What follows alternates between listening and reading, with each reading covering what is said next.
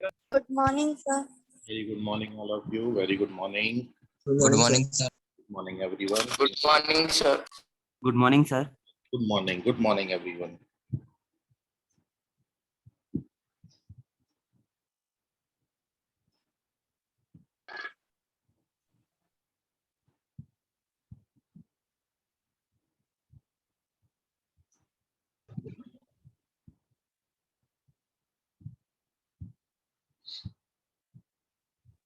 Good morning, sir. Good morning, beta. Good morning. Vaibhav, Purvi, good morning. Pavan, good morning. Ankit, Alok, good morning. Krishna Chauhan, good morning, everyone.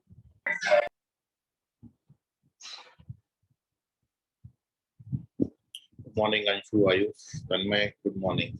Bhumika Rao, Bhumika Singh, good morning. चलिए, so good morning, everyone. Last time आपने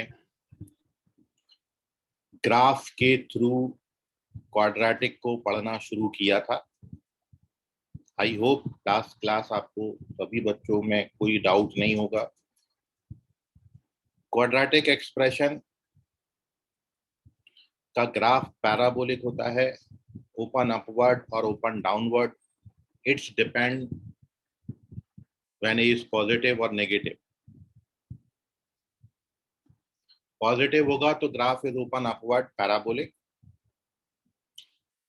और ए negative होगा तो graph is open downward parabolic. कितनी बातें आपने last time देखी थी, लास्ट क्लास में देखी थी. और एक बहुत इंपॉर्टेंट बात हमने वहां पर निकाली थी कि जहां से ग्राफ आपका टर्न होता है उस पॉइंट को आप वर्टेक्स ऑफ द पैराबोला बोलते थे. और किसी भी पैराबोला के लिए, किसी भी क्वाड्रेटिक के लिए हमेशा vertex minus b by 2a minus d by 4a. Pavan सही लिखा है, बस 4a लिखो. और नेगेटिव होता है minus b by 2a and minus d by 4a is the vertex. कोई भी दुनिया का आप क्वाड्रेटिक एक्सप्रेशन ले आओ, उसका शेप, उसकी जो ग्राफ है वो हमेशा पैराबोलिक होगी. और वर्टेक्स हमेशा हमेशा और हमेशा, इस बात को बड़ा इम्पोर्टेंटली आप नोट करेंगे कि वर्टेक्स हमेशा माइनस बी बाई 2a और माइनस डी बाई 4a पर होता है. बस आप ए बी सी की सही सही वैल्यूज उसमें डालिए. कल अपन ने एक क्वेश्चन भी किया था जिसमें वर्टेक्स 1/2 कॉमा माइनस 1/4 आ रहा है. कैसे पॉइंट को कोऑर्डिनेट एक्सिस पर प्लॉट करेंगे, बहुत छोटे से आप प्लॉटिंग करते आ रहे हो पॉइंट की, उस तरीके से आप वर्टेक्स को प्लॉट कर सकते हैं. और जैसा आपको मैंने बोला था, क्वाड्रेटिक एक्सप्रेशन के ग्राफ के वक्त की दुनिया में कोई सा भी क्वाड्रेटिक एक्सप्रेशन ले लें, 6 केसेस हैं टोटल. 6 में से किसी ना किसी एक केस में जरूर आपका क्वाड्रेटिक एक्सप्रेशन फिट हो जाएगा.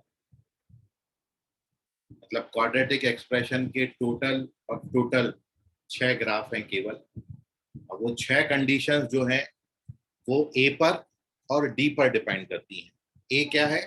ax square plus bx plus c में जो कोएफिशिएंट ऑफ x स्क्वायर है a, उसको a बोल रहे हैं यहाँ पर. और d इज डिस्क्रिमिनेंट. आप ये जानते हो a पर अपन केवल 2 ही रिस्ट्रिक्शन ले सकते हैं, या तो a हमारा पॉजिटिव हो सकता है या फिर a नेगेटिव हो सकता है. a इज इधर पॉजिटिव और नेगेटिव. a 0 नहीं ले सकते क्योंकि क्वाड्रेटिक फिर अपना क्वाड्रेटिक बचेगा ही नहीं. तो a का वैल्यू या तो पॉजिटिव होगा, a का वैल्यू या तो नेगेटिव होगा. और डिस्क्रिमिनेंट नेचर ऑफ रूट्स को डिसाइड करता है. तो डिस्क्रिमिनेंट टोटल 3 साइन रखता है. या तो डिस्क्रिमिनेंट पॉजिटिव हो सकता है, या डिस्क्रिमिनेंट नेगेटिव हो सकता है, या फिर डिस्क्रिमिनेंट 0 हो सकता है. तो ए पे 2 रिस्ट्रिक्शन है, डी पे 3 रिस्ट्रिक्शन है, और 2 3 जा 6 होता है. इसलिए there are total 6 cases of graph of quadratic expression.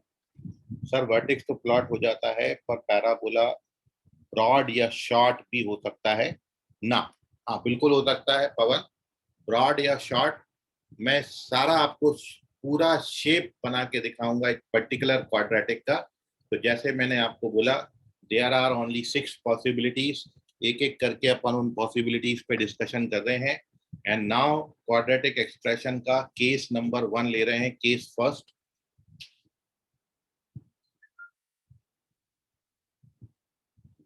और केस फर्स्ट में भी हमने सबसे पहले लिया है ए पॉजिटिव और डी बी पॉजिटिव।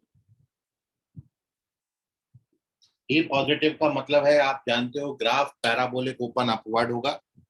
और डी पॉजिटिव का मतलब आप जानते हो कि क्वाड्रेटिक के जो रूट्स हैं वो रियल और डिस्टिंक्ट होंगे। ठीक है, रियल अनइक्वल। ये क्लास 10th में आपने पढ़ा था और क्लास 11th में मैंने आपको बताया नेचर ऑफ रूट्स में। If d is positive then roots are real and distinct, और इफ ए इज पॉजिटिव तो ये आपने अभी पढ़ा कि ग्राफ ओपन अपवर्ड पैराबोलिक होगा। तो ऐसा कोई भी क्वाड्रेटिक, बहुत सारे क्वाड्रेटिक हो सकते हैं जिनका ए पॉजिटिव हो और जिनका डी भी पॉजिटिव। तो वो सारे क्वाड्रेटिक जिनका ए पॉजिटिव होगा और डी भी पॉजिटिव होगा, उन सब की जो शेप आपकी बनेगी वो देखिए कैसे बनेगी। इन सब का जो शेप बनता है वो हमेशा ऐसा बने। ओपन अपवर्ड बनाया, क्यों बनाया ओपन अपवर्ड? क्योंकि हमारा ए कैसा था? पॉजिटिव। ये किसका ग्राफ है? This is graph of y is equals to ax square plus bx plus c।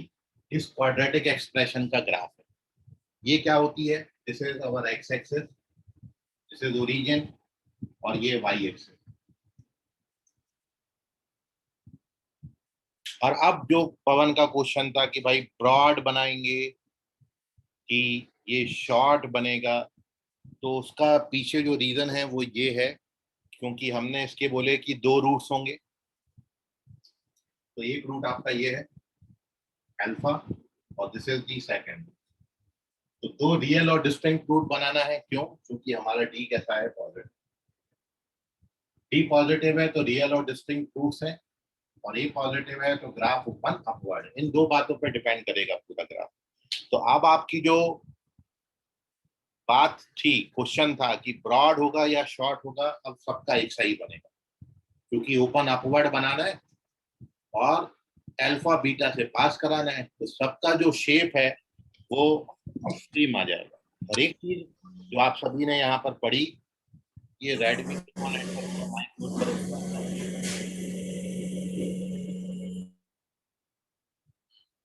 जहां से ग्राफ टर्न हो गया, इसको अपन बोलते हैं वर्टेक्स।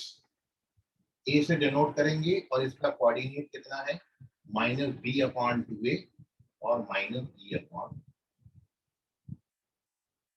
एक बार आपने किसी ग्राफ का एकदम सही सही बिल्कुल शेप बना लिया, एग्जैक्ट शेप बना लिया, तो फिर आप उसके बारे में बहुत सारी जानकारियां हासिल कर सकते हैं। तो मैं अब आपको एक एक करके इनकी जानकारियां आपके सामने रखता हूँ।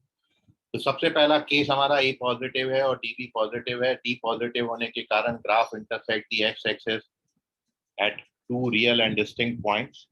ए पॉजिटिव होने के कारण ग्राफ ओपन अपवर्ड, और वर्टेक्स हमेशा फिक्स है -b/2a -d/4a पर। ठीक है। तो अब जैसे मैंने आपसे बात करी थी इक्वेशंस की और इनइक्वालिटी की। इक्वेशन, क्वाड्रेटिक इक्वेशन का मतलब क्या होता है? केवल 2 values of x where quadratic become 0, और वो 2 वैल्यूज को हम रूट बोलते थे। तो जब आप क्वाड्रेटिक इक्वेशन को प्लॉट करोगे तो क्वाड्रेटिक इक्वेशन केवल 2 पॉइंट दिखेगा, अल्फा और बीटा। लेकिन जब आप क्वाड्रेटिक एक्सप्रेशन को प्लॉट करोगे तो एक्सप्रेशन का मतलब क्या हो जाएगी? वो सारी वैल्यूज आपको बतानी है जहां पर ग्राफ 0 भी होता हो, जहां पर ग्राफ पॉजिटिव भी होता हो, और जहां पर ग्राफ निगेटिव भी होता हो। इक्वेशन में केवल 2 ही वैल्यूज मिलती हैं, 0, जहां पर 0 होगा, अल्फा और बीटा। यहाँ पर अपन वो सारी वैल्यूज पे डिस्कशन करेंगे जब हमारा y पॉजिटिव होगा, जब हमारा y नेगेटिव होगा, जब हमारा y 0 होगा, सब पे हम बात करेंगे। सर, डी पॉजिटिव होने से क्या पता चल रहा है? तन्मय, डी पॉजिटिव होने से पता ये चल रहा है कि जो ग्राफ है वो एक्स एक्सिस को 2 पॉइंटों पर इंटरसेक्ट करेगा, और वो दोनों पॉइंट्स रियल और डिस्टिंक्ट होंगे, अलग अलग पॉइंटों पर इंटरसेक्ट करेंगे।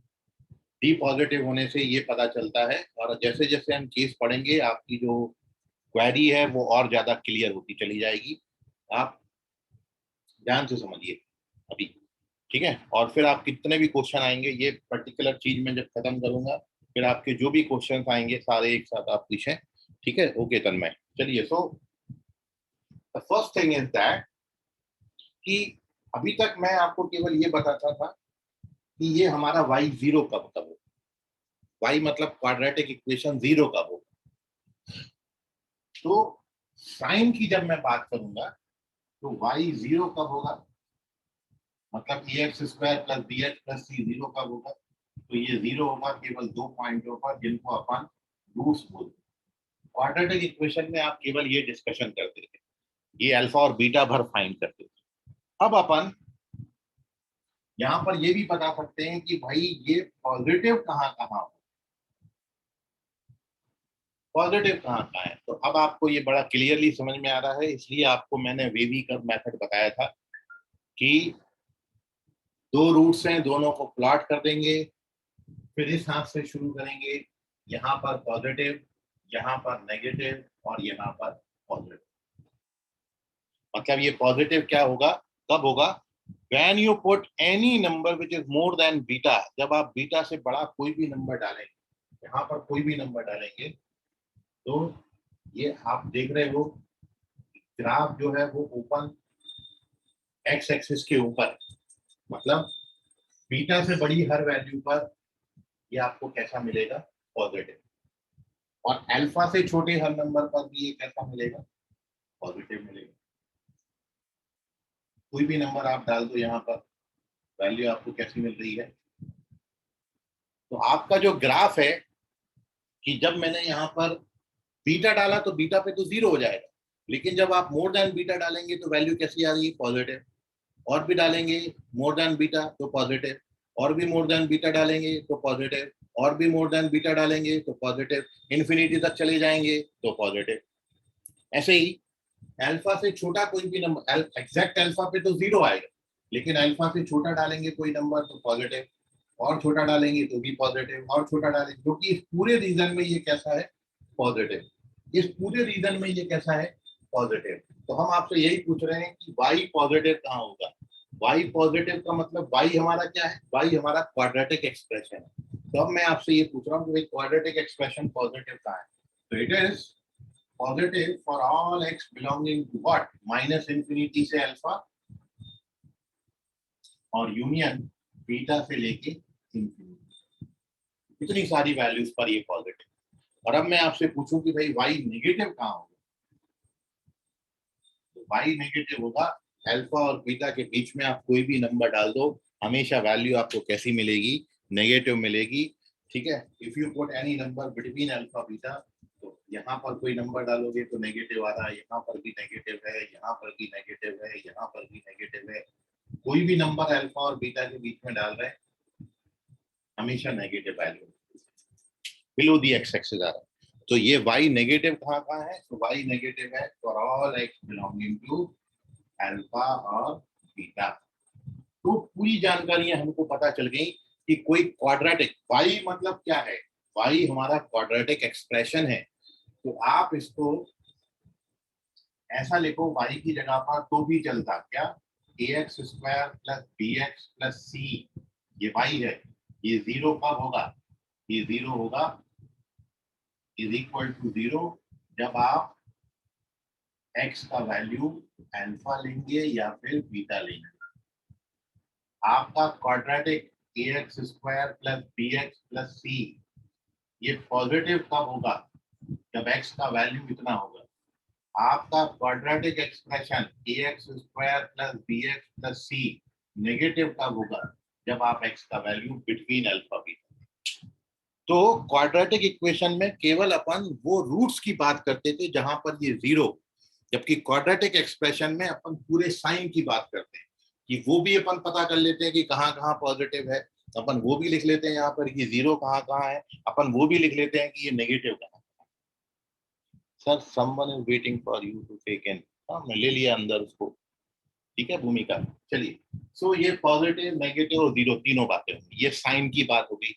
This is sine of quadratic expression कि कब कोई क्वाड्रेटिक एक्सप्रेशन पॉजिटिव होगा, कब जीरो होगा और कब नेगेटिव होगा।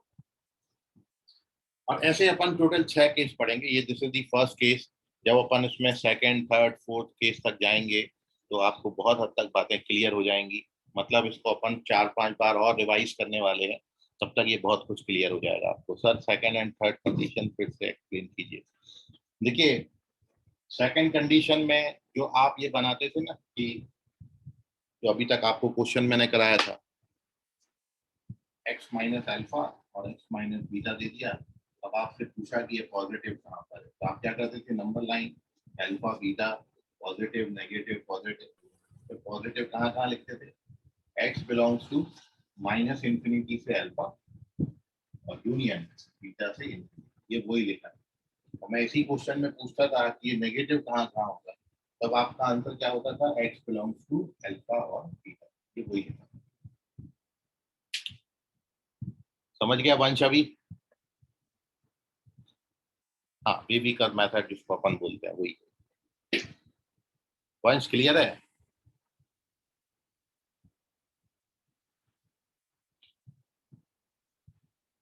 चलिए तो ये तो अपन ने सारी जान के जितना मैक्सिमम पॉसिबिलिटी, मैं आपको कोई क्वाड्रेटिक दे दूं और आपसे ये पूछूं आपकी पॉजिटिव कहाँ होगा, तो आप बता सकते हो कि भाई पॉजिटिव कहाँ होगा। आप ये भी बता सकते हो कि वो नेगेटिव कहाँ होगा, और आप ये भी बता सकते हो कि वो जीरो कहाँ होगा। क्वाड्रेटिक इक्वेशन में अपन केवल ये पता करते थे कि वो जीरो कहाँ था। यहाँ पर अपन पूरा साइन की बात कर रहे हैं, ठीक है। और एक बात और देखो, अब आप यहाँ देख रहे हो कि ये फंक्शन का वैल्यू यहाँ से चलना शुरू हुआ, यहाँ पर आउटपुट गिर रहा गिर रहा गिर रहा गिर रहा, ये कम होते जा रहा कम होते जा रहा है, इसके मार्क्स कम होते जा रहे कम होते जा रहे कम होते जा रहे कम होते जा रहे, और यहाँ तक इसके मार्क्स कम हुए।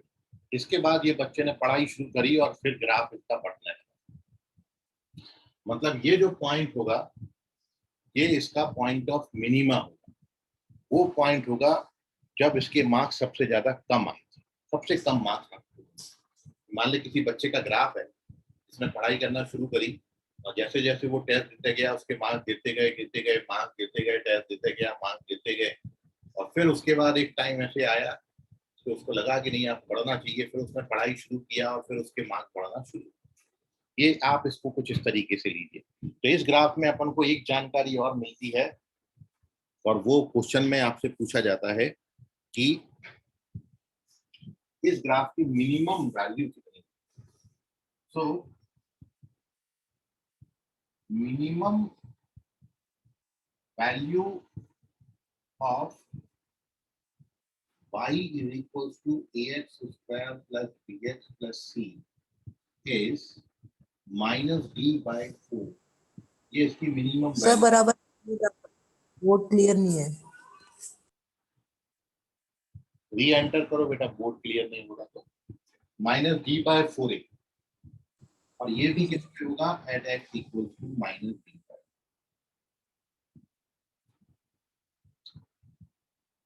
ठीक है। तो कहने का मतलब ये जो वर्टेक्स है, वर्टेक्स बहुत इंपॉर्टेंट रोल प्ले करता है। वर्टेक्स का जो एक्स कोऑर्डिनेट है, इसको एक्स कोऑर्डिनेट बोलते हैं। तो ये एक्स कोऑर्डिनेट कहलाता है पॉइंट ऑफ मिनिमा।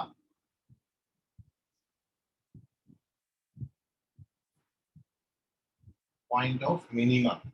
और ये जो वाई कोऑर्डिनेट है ये कहलाता है मिनिमम वैल्यू।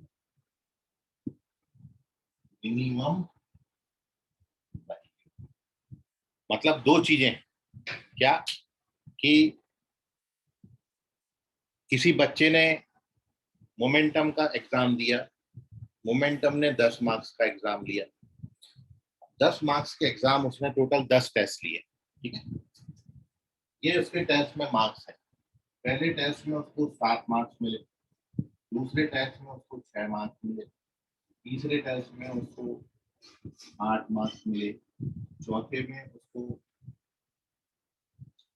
7.5 मार्क्स मिले, फिफ्थ टेस्ट में उसको 5 मार्क्स मिले, सिक्स टेस्ट में उसको 4 मार्क्स मिले, सेवन टेस्ट में उसने 9 स्कोर किया, 8 नंबर के टेस्ट में उसको 5 मार्क्स मिले, 9th नंबर के टेस्ट में उसको 6 मार्क्स मिले, 10th नंबर के टेस्ट में उसने 8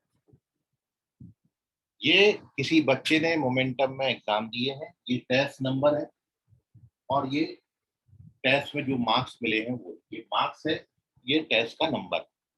फर्स्ट टेस्ट में 7 मार्क्स, सेकंड टेस्ट में 6 मार्क्स, थर्ड टेस्ट में 8 मार्क्स, फोर्थ टेस्ट में 7.5 मार्क्स, पांचवे में 5 मार्क्स, छठे टेस्ट में 4 मार्क्स, सातवें में 9, आठवें में 5, नौवें में 6 मार्क्स, 10वें टेस्ट में उसको 8 मार्क्स मिले। अब इससे आप क्या समझते हो? मैं आपसे ये पूछूं कि सबसे कम स्कोर बच्चे का कब हुआ, मतलब मिनिमम मार्क्स इसके कितने? 6 टेस्ट में। नहीं, मिनिमम मार्क्स 6 थोड़ी थे, मिनिमम मार्क्स तो 4 थे। मिनिमम मार्क्स कितने मिले उसको? सबसे कम मार्क्स कितने मिले? 4 मिले। कौन से नंबर के टेस्ट पे मिले?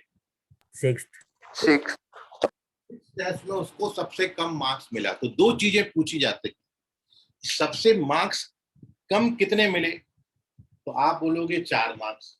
मैं पूछूंगा कौन से टेस्ट में मिले थे तुमको 4 मार्क्स, तो आप बोलोगे सर 6th टेस्ट में, छठा टेस्ट तो जो था उसमें मेरे को 4। तो ऐसे दो चीजें पूछी जाती हैं कि सबसे कम वैल्यू कौन सी थी, मिनिमम वैल्यू कौन सी थी। तो मिनिमम वैल्यू यहाँ 4 है। ऐसे इस फ्रैक्शन में मिनिमम वैल्यू किसको बोलेंगे? -d/4, ये कहलाएगी मिनिमम वैल्यू। और जिसको हम बोलते हैं कि भाई किस टेस्ट में मिला था, तो आपका आंसर था 6th टेस्ट में। तो वो पॉइंट ऑफ मिनिमा कौन सा था? पॉइंट ऑफ मिनिमा यहाँ पर 6 हो जाएगा इस पर्टिकुलर केस। तो दो चीजें हमेशा पूछी जाती हैं, तो ये क्वेश्चन पे डिपेंड करेगा कि आपको पूछा क्या गया है। पॉइंट ऑफ मिनिमा पूछा है तो आपको एक्स कोऑर्डिनेट लिखना है, मिनिमम वैल्यू पूछी है तो आपको -d/4a लिखना है। ठीक है, सो मिनिमम वैल्यू इसका कितना है? -d/4a। और एक चीज और,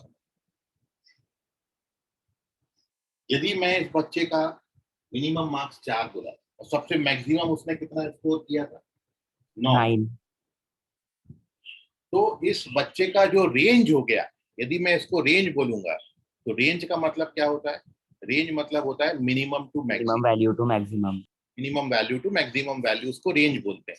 तो इस बच्चे की रेंज क्या हो जाएगी? 4 to 9 रेंज। 4 to 9। इसने जो स्कोर किया वो 4 से 9 के बीच में स्कोर किया। ठीक है, सो दो चीजें आपसे पूछी जाती हैं, मैंने वही लिखा है। इसको क्या बोलेंगे? Minimum value of this expression is this, ये मिनिमम वैल्यू है और किस पॉइंट पर मिली? तो ये मिली -d/2a पर।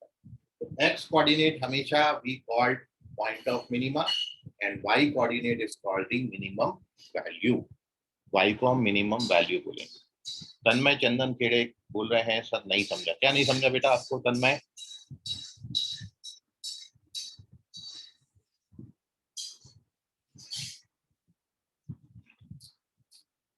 दोनों में डिफरेंस ये है कि जैसे मैं आपको बोलूं कि तुमने अभी मान लो मोमेंटम में कोई टेस्ट दिया, 2 टेस्ट हुए मोमेंटम में, एक टेस्ट में 5 मार्क्स मिले पहले टेस्ट में और दूसरे टेस्ट में 8 मार्क्स मिले। मैं बोलूंगा सबसे कम मार्क्स आपको कितने मिले तन्मय, तो आप बोलोगे सर 5 मिले। मैं पूछूंगा किस टेस्ट में मिले तन्मय 5 मार्क्स आपको, तो आप बोलोगे सर पहले टेस्ट में मिले मेरे को 5 मार्क्स। ठीक है, तो जो 5 मार्क्स मिला, जो मिनिमम वैल्यू मिली, उस वैल्यू को आप क्या बोलोगे? मैंने सबसे कम मार्क्स क्या मिला, तो आप बोलोगे सर 5 मार्क्स मिला, तो उसको अपन क्या बोलेंगे? Minimum value. तो आपकी सबसे मिनिमम स्कोर क्या था? 5 था। किस टेस्ट पे था? तो सर फर्स्ट टेस्ट में था। तो जो फर्स्ट आप बोल रहे हैं उसको अपन बोलेंगे पॉइंट ऑफ मिनिमम, जो 5 अपन बोल रहे हैं उसको क्या बोलेंगे? Minimum value. किस टेस्ट में और कितनी वैल्यू? फर्स्ट टेस्ट में 5 वैल्यू, 5 जो वैल्यू आ रही है उसको मिनिमम वैल्यू बोलते हैं। किस टेस्ट में मिल रही है तो उसको पॉइंट ऑफ मिनिमा बोलते हैं। हाँ, ax² + bx + c y के इक्वल है। समझ गया तन्मय? अभी दो चीजें हैं, एक है पॉइंट ऑफ मिनिमा और एक है मिनिमम वैल्यू।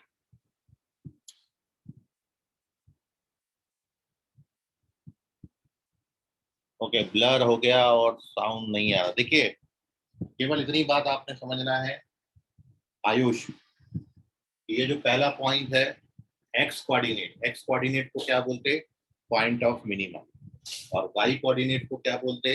Minimum value. जैसे मैं आपको बोलूं किसी पॉइंट का कोऑर्डिनेट 2, 3, तो मिनिमम वैल्यू क्या कहलाएगी? मिनिमम वैल्यू 3 और पॉइंट ऑफ मिनिमा क्या होगा? 2। 2। इतना सा बात। 2 को पॉइंट ऑफ मिनिमा बोलेंगे और मिनिमम वैल्यू कितने को बोलेंगे, 3 को। ठीक है, ये बिल्कुल वैसे ही है जैसे आप ये लिखोगे ना, फर्स्ट टेस्ट में कितने मिले, 7 मार्क्स मिले, सेकंड टेस्ट में कितने मिले, 6 मार्क्स मिले, थर्ड टेस्ट में कितने मिले, 8 मार्क्स मिले, फोर्थ टेस्ट में कितने मिले, 7.5 मार्क्स मिले, फिफ्थ टेस्ट में कितने मिले, 5 मार्क्स मिले, सिक्स टेस्ट में कितने मिले, 4, सेवेंथ में कितने मिले, 9, एट्थ टेस्ट में कितने मिले, 5, नाइन्थ टेस्ट में कितने मिले, 6 और 10th टेस्ट में आपको कितने मिले, 8 मार्क्स। तो ये जो आपको मार्क्स मिले थे उसको अपन ऐसा लिखते हैं। अब मैं आपसे पूछूंगा कि बेटा सबसे कम मार्क्स आपको कितना मिला, तो आप बोलोगे सर 4 मार्क्स मिला, तो मेरे को सबसे कम। तो ये क्या होगी, मिनिमम वैल्यू। और कौन से नंबर के टेस्ट से आपको सबसे कम मार्क्स में मिला था, तो छठे नंबर के टेस्ट से आपको सबसे कम मार्क्स। तो पॉइंट ऑफ मिनिमा हुआ 6 और मिनिमम वैल्यू क्या हुई, 4। अभी समझ गया आयुष? आपको समझेगा धीरे धीरे। हाँ, आपको ये चीजें, मैं जब इसको देखिए, अभी तो पहला केस पढ़ रहे हैं, फिर 5 केस और पढ़ रहे हैं, मतलब इसको 5 बार और पढ़ना है। जब आप 5 बार पढ़ोगे तो बहुत हद तक क्लियर हो जाएगा। सर यहाँ alpha and beta, x and y coordinates को डिनोट कर रहे हैं। नहीं, alpha and beta are the roots. Alpha and beta are the roots, वो पॉइंट है जहां पर ये क्वाड्रेटिक 0 हो जाता है। ठीक है, क्योंकि अभी तो मैंने ax square plus bx plus c लिया, तो रूट्स अल्फा बीटा लिखते हैं। लेकिन अपन जब इसकी जगह कोई क्वाड्रेटिक लेंगे, x square minus 5x plus 6, तो अपन को अल्फा बीटा की वैल्यू 2 और 3 मिलेगी। तब यहाँ पे नंबर आ जाएगा 2 और 3। ठीक है वंश? Yes sir. तो ये कहानी थी इसकी, ये कहानी थी टेस्ट की कि भाई एक्स कोऑर्डिनेट को पॉइंट ऑफ मिनिमा बोलेंगे, वाई कोऑर्डिनेट को मिनिमम बोलेंगे। तो इसका जो मिनिमम वैल्यू है -b/4a है, और ये मिनिमम वैल्यू हमको कितने पे मिला, -b/2a पे। तो -b/2a को अपन पॉइंट ऑफ मिनिमा बोलेंगे। ये मैंने साइड में लिख दिया। ठीक है, अब एक चीज और समझिए, जो मैंने यहाँ पर बात करी थी रेंज की, जैसे पिछले बच्चे का जो रेंज था, मिनिमम मार्क्स उसको 4 और मैक्सिमम मिले थे जो है 9, तो उसका रेंज 4 to 9 हो गया था। ऐसे यदि आप इस ग्राफ में देखोगे तो सबसे मिनिमम वैल्यू इसकी क्या बनी, -d/4a, और इसकी मैक्सिमम वैल्यू क्या है, तो इसके -d/4। हाँ नहीं, मैक्सिमम मैक्सिमम तो आप ये पढ़ना शुरू किया और जितना पढ़ेगा उतना मार्क्स ये बढ़ाता चला जाएगा। तो मैक्सिमम वैल्यू इसकी क्या आएगी, प्लस इन्फिनिटी। तो इसका जो रेंज हो जाएगा ये -d/4a से प्लस इन्फिनिटी तक रेंज हो जाएगा। तो मैं यदि इस फंक्शन की रेंज लिखूंगा, तो range of this function is -d/4a से इन्फिनिटी। एक चीज और इसमें लिखी जाती है, वो है रेंज। तो range of this function is minimum to maximum. Maximum का तो कोई लिमिट नहीं है, क्योंकि ऊपर खुला हुआ है ये ग्राफ, जितना पढ़ोगे उतना मार्क्स आता चला जाएगा। ठीक है, तो अब एक चीज ये है कि मैंने इसमें टोटल 3-4 बातें आपके साथ करी। एक तो ये ग्राफ कैसे प्लॉट हुआ, तो वो ए और डी पे डिपेंड करता है। दूसरा, once you plot the graph, तो फिर आप इजीली उसके साइन बता सकते हो कि कहाँ कहाँ पॉजिटिव है, कहाँ कहाँ जीरो है, कहाँ कहाँ नेगेटिव है। उसके बाद आप ये बता सकते हो कि भाई सबसे मिनिमम वैल्यू और पॉइंट ऑफ मिनिमा क्या है, और once you get point of minima then you get its range. तो ये याद रखें कि जब ए पॉजिटिव होगा तो ग्राफ ओपन अपवर्ड होगा, और ग्राफ जब ओपन अपवर्ड होगा तो मिनिमम वैल्यू मिलेगी maximum not defined. Minimum -d/4a और मैक्सिमम इन्फिनिटी होगा हमेशा। हाँ, वर्टेक्स पर ही मिनिमम वैल्यू मिलती है हमेशा। ओके सर, यहीं पर अल्फा और बीटा कौन सा भी रियल नंबर? हाँ, अल्फा बीटा कोई सा भी रियल नंबर हो सकता है या रूट हो सकता है। सर अगर क्वाड्रेटिक इक्वेशन में मिनिमम वैल्यू अगर क्वेश्चन में निकालनी है तो डायरेक्ट माइनस, हाँ यदि मिनिमम वैल्यू निकालनी है किसी भी क्वाड्रेटिक का आज के बाद, तो -d/4a लिख देना, आपको हमेशा मिनिमम वैल्यू मिल जाएगी, कभी गलत नहीं होगी। वर्टेक्स पर ही मिनिमम वैल्यू मिलता है हमेशा, और हमेशा हमेशा ग्राफ जहां से टर्न होगा वहीं पर मिनिमम वैल्यू मिलेगी। चलिए, so this is your first page, इसमें मैंने आपको क्वाड्रेटिक एक्सप्रेशन की सारी जानकारियां बता दी। इस पेज पर मैंने ग्राफ बनाया है, इस पेज पर मैंने साइन बताया है, और इस पेज पर मैंने इसकी मिनिमम वैल्यू बताई। इसको अपन रेंज भी बोल सकते हैं। कोई और आपका सवाल क्वेरी हो, जैसे जैसे अब हम इसमें आगे बढ़ेंगे वैसे वैसे अब हम इस पे पॉलिशिंग करेंगे। बेसिक आइडिया हमने ले लिया, अब मैं केवल पॉलिश, जैसे आप केस नंबर 2 पढ़ोगे और पॉलिश होगा, 3 पढ़ोगे और पॉलिश होगा, 3 बार पॉलिश हो गया, फिर 4 पढ़ोगे और पॉलिश होगा, 5 पढ़ोगे और पॉलिश होगा, 6 पढ़ोगे तो एकदम चमकने लगेगा ये। ठीक है, तो अभी चमका नहीं तो अगले केसेस में आपको जरूर चमकेगा। ठीक है, तो बिल्कुल घबराइए मत, जब तक चमकेगा नहीं मैं खड़ा रहूंगा आपको समझाने के लिए। सर अगर हमें वर्टेक्स फाइंड करना है तो हमें क्वाड्रेटिक, हाँ क्वाड्रेटिक जब तक दिया भाई, किसी का मैक्सिमम या मिनिमम मेरे को पूछना है तो मेरे को देना पड़ेगा कि इसका मैक्सिमम बताओ या इस बच्चे की मिनिमम। जब तक मैं बच्चा हाजिर नहीं करूंगा आपके सामने, आप कैसे बता दोगे? कौन से बच्चे का पूछ रहे हो? मैं पूछूंगा मिनिमम मार्क्स बताओ, तो अब आप पूछोगे ना मेरे से कि सर किस बच्चे का बताना है, आप बताओ पहले। तो मेरे को क्वाड्रेटिक देना तो पड़ेगी जिसकी मिनिमम वैल्यू निकालनी है। चलिए, so these are your questions. I hope आप सभी को समझा होगा। अब अपन धीरे धीरे अगले आने वाले केसेस में इनको पॉलिश करते जाएंगे। सो चलते हैं पेज नंबर 2 की तरफ और केस नंबर 2 की तरफ। एनी अदर क्वेरी और डाउट आपको है तो बिल्कुल पूछ लीजिए, बिंदास, मन में मत रखिए। चलते हैं, तो पेज 2 देखिए।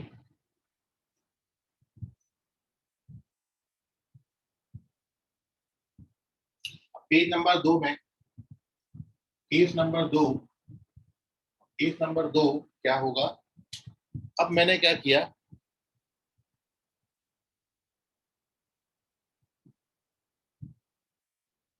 अब मैंने ए को पॉजिटिव ही लिया है और डी को 0 कर दिया, तो इतना चेंज किया है।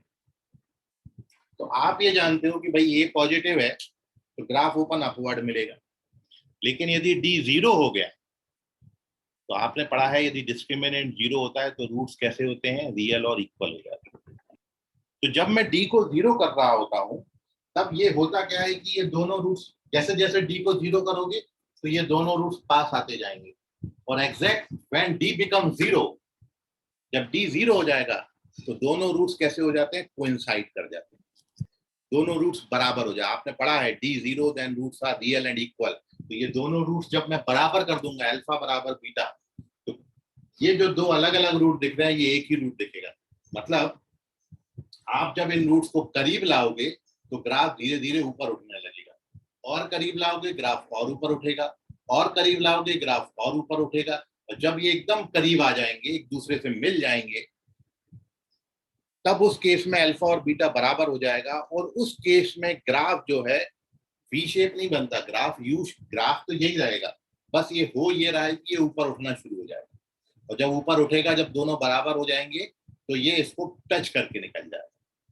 तो जिसको आप मैथमेटिकली पढ़ते थे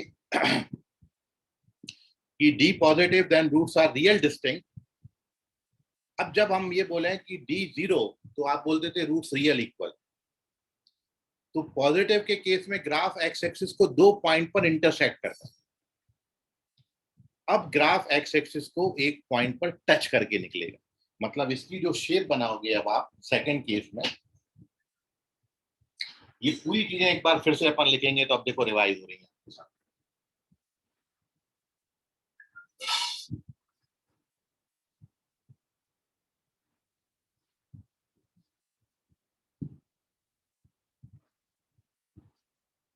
अब क्या होगा, जब ये पॉजिटिव है और डी 0 हो गया तो ग्राफ ओपन अपवर्ड बनेगा, क्योंकि ये पॉजिटिव, और डी 0 हो गया तो ग्राफ एक्स एक्सिस को टच करके,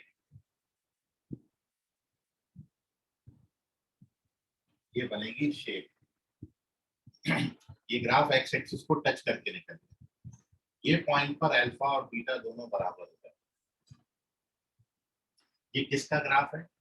this is graph of y बराबर dx square plus bx plus, open upward क्यों बनाया? क्योंकि ये हमारा पॉजिटिव था, ये ओपन अपवर्ड। टच क्यों कराया? क्योंकि डी 0 था, तो रूट्स रियल और इक्वल हो गए। ये एक्स एक्सिस है, ये ओरिजिन है, और ये y एक्सिस, ठीक है। अब देखो क्या होता है भाई, रूट्स बराबर क्यों हो जाते हैं?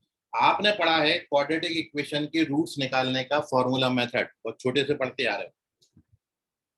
क्या होता है वो? x equals to minus b plus minus root d upon 2a। और जब मैं डिस्क्रिमिनेंट 0 ले लेता हूं तो हमारा ये minus b plus minus root over 0 upon 2। Root over 0 का वैल्यू 0 होता है, और 0 में ऐड करूं या 0 में सब्ट्रैक्ट करूं तो हमारा अल्फा और बीटा दोनों रूट्स कितने आते हैं? Minus b by 2। तो जब डी 0 होता है तो जो रूट्स का वैल्यू आता है वो इक्वल आता है, और वो वैल्यू जो है वो माइनस बी बाई 2 के बराबर होता है। मतलब ये जो वर्टेक्स है, इस वर्टेक्स पे अल्फा और बीटा बराबर होगा, और ये जो अल्फा बीटा की वैल्यू आएगी ये कितनी आएगी? ये माइनस बी बाई। तो जब रूट्स इक्वल होते हैं तब उनकी जो वैल्यू है वो माइनस बी बाई 2 आती है। और आप ये जानते हो वर्टेक्स का कोऑर्डिनेट यहां पर भी वही रहेगा क्या? ये वर्टेक्स है और ये वर्टेक्स का कोऑर्डिनेट यहां पर भी कितना रहेगा? यहां लिख दूं उसको ए। कितना होता है वर्टेक्स का coordinate? Minus b by 2a। और क्या लिखते थे? Minus d by 4a। Minus d by 4a। But यहाँ डी तो 0 हो गया, और 0 upon 4a is what? 0। Vertex का coordinate minus b by 2a comma 0 बनेगा। चूंकि आपने पढ़ा है एक्स एक्सिस पे किसी भी पॉइंट का वाई कोऑर्डिनेट 0 होता है, तो ये माइनस है वही minus b by 2a comma minus d by 4a, but d become 0, तो इसलिए 0 बाई 4a मतलब 0 लिख दिया उसको। तो अब वर्टेक्स का कोऑर्डिनेट हर जगह वही रहता, कभी कंफ्यूज मत ना होना। वर्टेक्स हमेशा minus b by 2a minus d by 4a, but in this case d become 0, इसलिए y coordinate of the vertex कितना हो गया? 0 हो गया। ठीक है, ये वर्टेक्स है। तो मैं वर्टेक्स को वर्टेक्स की जगह ले देता हूं। वर्टेक्स का coordinate minus b by 2a comma 0 है, और इस एक पॉइंट पर अल्फा और बीटा दोनों बराबर होते हैं जिनका वैल्यू माइनस बी बाई 2। ठीक है, ये चीज लिखी। अब आप बात करेंगे व्हाट, किसकी? अब अपन बात करेंगे साइन की, है ना, जो सबसे पहले मैंने पिछले केस में भी लिखा। अब मैं आपसे ये पूछूं कि भैया ये बताओ कि क्वाड्रेटिक पॉजिटिव कहाँ कहाँ है? तो आप बोलोगे, मैं पूछूं कि भाई ax square plus bx plus c positive कहाँ है या 0 कहाँ है? सबसे पहले 0 कहाँ है? तो आप बोलोगे कि सर ये 0 है x बराबर अल्फा और x बराबर बीटा पे, और अल्फा और बीटा की वैल्यू कितनी होती है? Minus b by 2a। तो इस पॉइंट पर ये 0 हो जाएगा। एक चीज होगी, दोनों रूट बराबर होते हैं।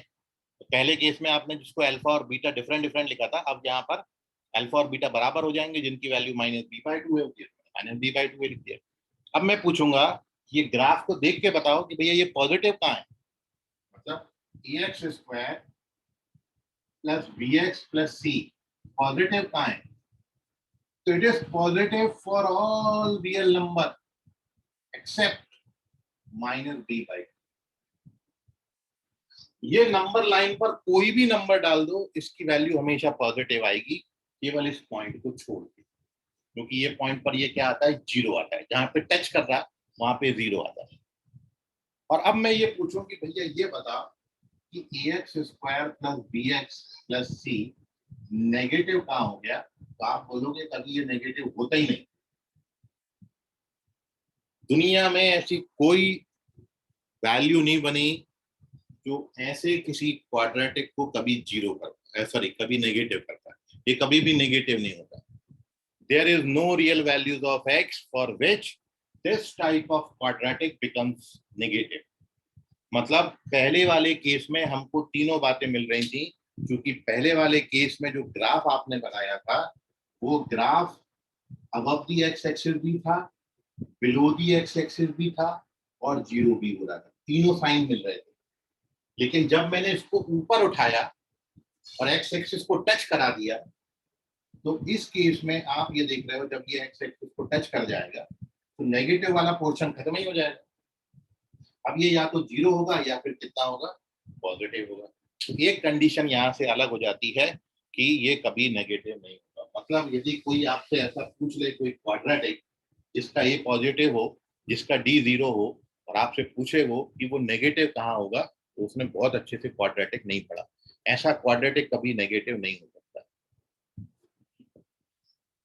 अरे इक्वेशन तो यही रहेगी, इक्वेशन यही रहेगी, क्वाड्रेटिक तो यही है, a x square plus B x plus c है। लेकिन इस क्वाड्रेटिक की खासियत यह है कि इसमें ए पॉजिटिव है और डी कितना है, जीरो। ठीक है, मैं आपको उसका कारण भी बताता कि ऐसा कोई रियल नंबर क्यों नहीं मिल रहा। एक तो ग्राफिकल रीजन है कि आप ऐसे किसी क्वाड्रेटिक का ग्राफ बनाओगे तो क्वाड्रेटिक की जो शेप है वो हमेशा ऐसी बनेगी, एक्स एक्सिस या एक्स एक्सिस के ऊपर, एक्स एक्सिस के नीचे कभी नहीं आएगी, और नीचे नहीं आएगी तो नेगेटिव नहीं होगा। ये तो ग्राफिकली हो गया। लेकिन मैं यदि थ्योरेटिकली समझाऊं आपको कि भाई थ्योरेटिकली इसका रीजन क्या है, what is the reason behind it, कि ऐसा कोई क्वाड्रेटिक कभी नेगेटिव क्यों नहीं होता, तो उसके पीछे बहुत छोटा सा रीजन है, और वो ये है कि जब किसी क्वाड्रेटिक का डी जीरो हो जाता है तो आपने क्या बोला, रूट्स रियल और इक्वल होते हैं, और रूट्स जब रियल और इक्वल होते हैं तो क्या होगा, देखो मैं बताता हूं। एक मैं आपको क्वाड्रेटिक लेके बताता हूं जिसका डी जीरो और ये पॉजिटिव। ये देखो ये है क्वाड्रेटिक। जैसे फॉर एग्जांपल मैं बात करूं, x square minus 4x plus 4, ये मैंने कोई क्वाड्रेटिक एक्सप्रेशन ली। इसका डिस्क्रिमिनेंट निकालो, इसका डिस्क्रिमिनेंट जीरो आएगा, कैलकुलेट कर लो आप। और ये पॉजिटिव है, इसका ए का वैल्यू 1 है, ए 1 है और डी 0 है। ये कंडीशन को सेटिस्फाई कर रहा है। अब जब आप इसके फैक्टर्स निकालोगे, इसके जो फैक्टर्स निकलते हैं वो x माइनस 2 और x माइनस 2 निकलते हैं, रूट्स रियल और इक्वल। यही है ना रियल और इक्वल का मतलब। इसका इनडायरेक्टली मतलब क्या हो गया, इसको आप लिखोगे x माइनस 2 का स्क्वायर लिखोगे। तो जब रूट्स रियल और इक्वल होते हैं तो उसमें जो क्वाड्रेटिक है वो हमेशा परफेक्ट स्क्वायर बनता है। भाई रूट्स रियल और इक्वल होने का मतलब ही है कि जो क्वाड्रेटिक बनेगा वो क्या बनेगा, परफेक्ट स्क्वायर बनेगा। और जब क्वाड्रेटिक परफेक्ट स्क्वायर है तो वो कभी कोई नेगेटिव हो सकता है कि, ये तो आपने बहुत छोटे से पढ़ा है, किसी नंबर का स्क्वायर कभी नेगेटिव होता ही नहीं। किसी नंबर का स्क्वायर या तो जीरो हो सकता है या पॉजिटिव हो सकता है। जब 2 डालोगे तो ये जीरो आएगा, 2 के अलावा कोई भी नंबर डालोगे, any real number other than 2, तो ये हमेशा कैसा आएगा, पॉजिटिव। तो आपको ये चीज या तो पॉजिटिव मिलेगी या जीरो, ये चीज कभी नेगेटिव नहीं मिलेगी। तो this is the reason behind it कि why this type of quadratic never be negative, कभी भी नेगेटिव नहीं हो सकता, क्योंकि ये परफेक्ट स्क्वायर बना देता है। ठीक है, सो ये रीजन है। और अब बाकी 2 बातें अपन यहाँ पर कंप्लीट कर देते हैं। क्या कि भैया इसका मिनिमम वैल्यू क्या होगा। सो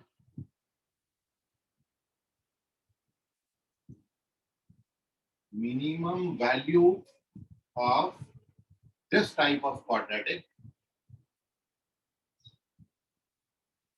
क्या होगी, जीरो। जीरो होती वही है -d/4 है, बट d जीरो हो गया इसलिए जीरो हो जाएगी। और कितने पर होगी, एट -b/2 है। -d/2। तो अब मैं यदि इस फंक्शन की रेंज की बात आपसे करूंगा, what is the range of this function, तो इसका मिनिमम वैल्यू 0 मिल रहा है और मैक्सिमम तो इंफिनिटी है, तो रेंज ऑफ दिस फंक्शन क्या हो जाएगा, 0 to infinity। 0 to infinity। ये इसकी रेंज हो जाएगी। सो इतनी बातों पर अपन डिस्कशन कर रहे हैं हर क्वाड्रेटिक में कि कोई क्वाड्रेटिक इक्वेशन अपन को जब दिया है तो सबसे पहले तो आप उस क्वाड्रेटिक का ए और डी चेक करना। ए और डी चेक करने के बाद आपको उसकी शेप का नॉलेज हो जाएगा कि ओपन अपवर्ड बनेगा कि ओपन डाउनवर्ड, और दूसरी शेप का जो नॉलेज होगा वो क्या होगा कि वो एक्स एक्सिस को टच कर रहा कि एक्स एक्सिस को इंटरसेक्ट कर रहा। ठीक है, उसको देख के अपन ग्राफ बना देंगे। जैसे ही अपन ने ग्राफ प्लॉट किया तो अपन को बहुत कुछ आइडिया लग जाता है कि भाई ये पॉजिटिव कहाँ कहाँ है, ये नेगेटिव कहाँ कहाँ है, ये जीरो कहाँ है, इसकी मिनिमम वैल्यू क्या है, इसकी मैक्सिमम वैल्यू क्या है, इसका रेंज क्या है। तो सारा कुछ नॉलेज आपको ये ग्राफ से चल जाएगा। तो अब आप देखो, जब आपने क्वाड्रेटिक एक्सप्रेशन पढ़ना शुरू किया था और अब आप अभी आप पहुंचे उसके दूसरे केस पर, तो बहुत हद तक आपको चीजें थोड़ी बहुत क्लियर हो गई हैं। जब आप इसका थर्ड, फोर्थ, फिफ्थ और सिक्स केस तक पहुंचेंगे तो बिल्कुल लगभग ये पूरा का पूरा जो है एकदम क्लियर हो जाएगा। ठीक है, so first you take the screenshot. अब आप केस को लेकर कोई सवाल, क्वेरी मन में आ रहे हैं तो पूछ लीजिए। ये अपन क्वाड्रेटिक को जो अभी थ्योरेटिकली पढ़ते आ रहे थे उसको मैं थोड़ा सा ग्राफिकली अब आपको सामने रख रहा हूँ कि वहां पर अपन जब बोलते थे कि रूट्स रियल और डिस्टिंक्ट हैं, यदि अपन उसको ग्राफ पेपर पे देखेंगे तो वो कैसे दिखेंगे, रूट्स रियल और इक्वल हैं तो ग्राफ पेपर पे देखेंगे तो वो कैसे दिखेंगे। तो विजुअलाइजेशन अपन जब करते हैं तो बहुत हद तक अपन को चीजें क्लियर हो जाती हैं।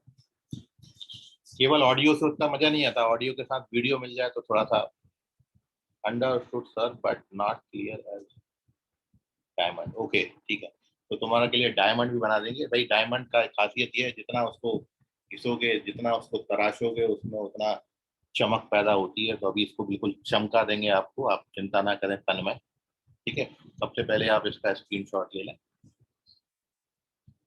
भाई। गोल्ड तक भी पहुंच गए तो भी बहुत है, डायमंड तो है। सर ये जेई के लिए हाँ बहुत इंपॉर्टेंट चीज है भाई। ये जो चीज है मैं आपको आपके साथ डिस्कस कर रहा हूँ, ये बात बात में बीच बीच में कहीं कहीं आगे चैप्टर्स में आती रहेगी। ठीक है, तो ये इंडिविजुअली खुद तो जेई के लिए इम्पोर्टेंट है, लेकिन बहुत सारे चैप्टर्स में बीच में जब आप कोई चैप्टर सॉल्व कर रहे हो फिर बीच में ये एक्सप्रेशन आ जाता है, तो फिर यहाँ से ये थ्योरी लगना शुरू हो जाती है। इसलिए भी इम्पोर्टेंट है, इसलिए अच्छे से समझिएगा आप इसको। रिलेशन एंड फंक्शन में है क्या? रिलेशन एंड फंक्शन में पवन क्या बोल रहे हो सर? क्वाड्रेटिक एक ही रहेगा? सर ये क्वाड्रेटिक फंक्शन वाला। अच्छा आलोक सर, क्वाड्रेटिक एक ही रहेगा। आलोक समझा नहीं क्या पूछ रहे हो सर? क्वाड्रेटिक एक ही रहेगा मतलब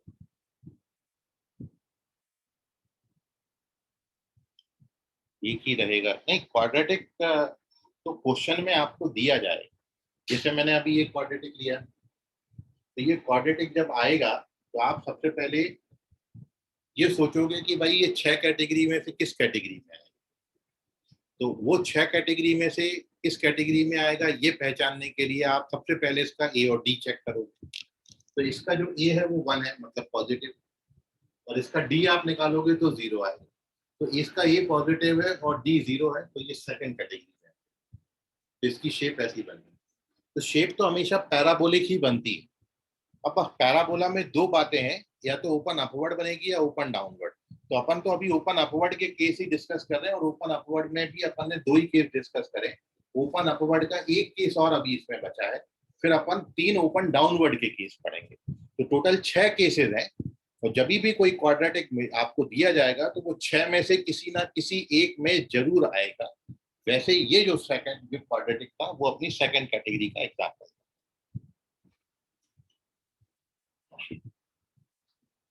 तो जैसे आप पढ़ते थे ना कि क्वाड्रेटिक इक्वेशन का कोई भी क्वेश्चन आ जाए हमेशा स्टैंडर्ड फॉर्म से कंपेयर करते थे, ऐसे यहाँ पे भी कोई क्वाड्रेटिक आ जाएगा तो कंपेयर आप इसी से करो।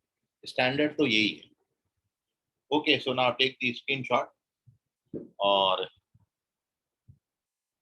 अब अपन थर्ड केस और उसके आगे आने वाले 3 केस, मतलब टोटल 4 केस और बचे, उसको अगली क्लास के लिए रखेंगे। ठीक है, क्योंकि एक साथ अभी खत्म करने जाऊंगा तो ज़्यादा वर्डन हो जाएगा। आप इसको एक बार पहले रिवाइज करिए, ठीक।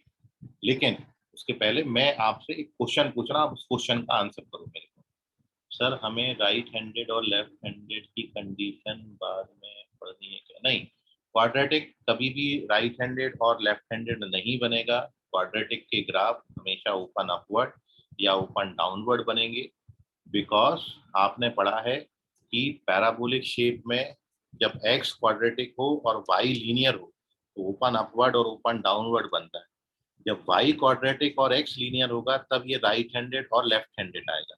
लेकिन अपना जो वेरिएबल होता है, जो अपना इंडिपेंडेंट वेरिएबल होता है, वो अपन x को लेते हैं, y को नहीं लेते। मतलब हमेशा अपन जब पॉलिनोमियल लिखते हैं तो generally polynomial in terms of x ही लिखा जाता है, और इसलिए हमको ओपन अपवर्ड या ओपन डाउनवर्ड मिलेगा राइट हैंडेड और लेफ्ट हैंडेड ना अभी है ना आगे आपको पढ़ना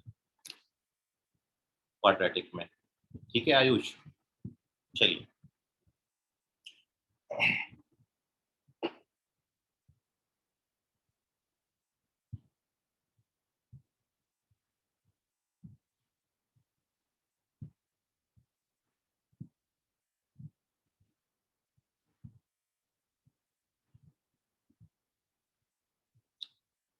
तो ये क्वेश्चन मैं आपको दे रहा हूं, आप मेरे को इसका आंसर करें।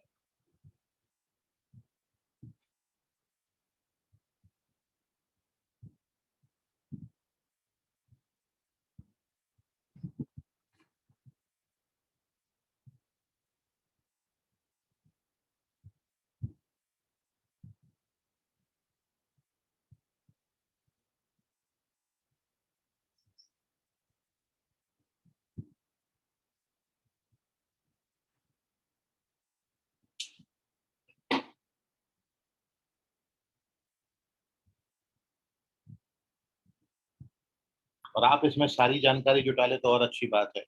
इसका ग्राफ बना लें, इसका मैक्सिमम ढूंढ लें, मिनिमम ढूंढ लें, जीरो कहाँ पर होगा, इसकी रेंज है तो आपको बतानी ही है। What is the range of this function?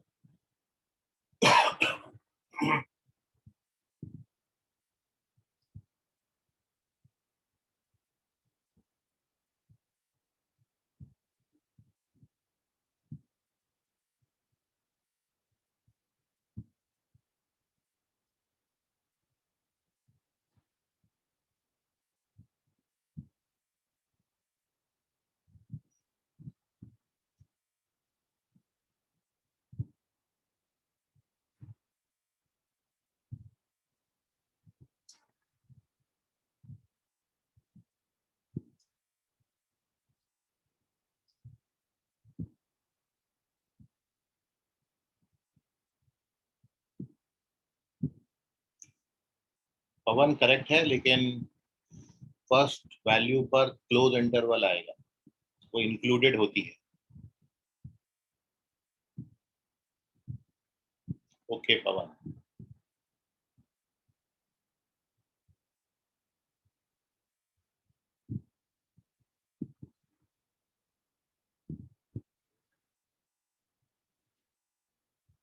जब ये क्वाड्रेटिक आता है तो आप सबसे पहले इसका ए चेक करेंगे 1, आप इसका डी चेक करेंगे b square minus 4ac which is again 1 positive.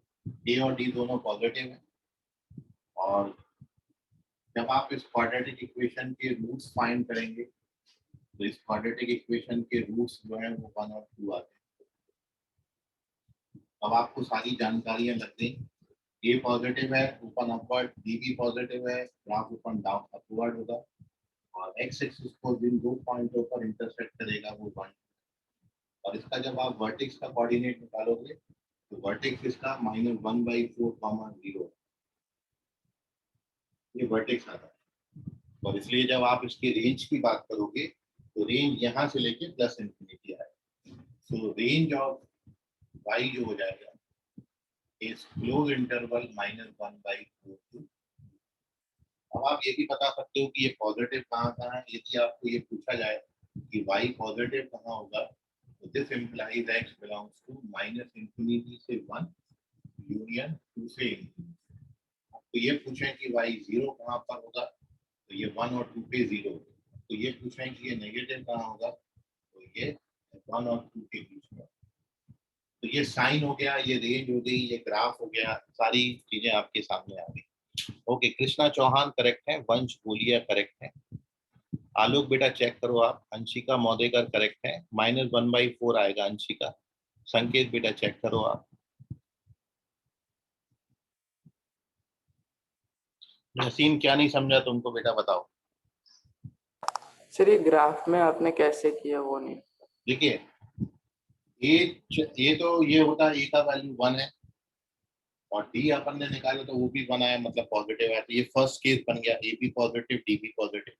First case में ग्राफ आपने ऐसे ही बनाया था, ओपन अपवर्ड, और एक्स एक्सिस को 2 पॉइंट पे इंटरसेक्ट करेगा। अब जिन 2 पॉइंट पे इंटरसेक्ट करेगा वो होते हैं रूट्स।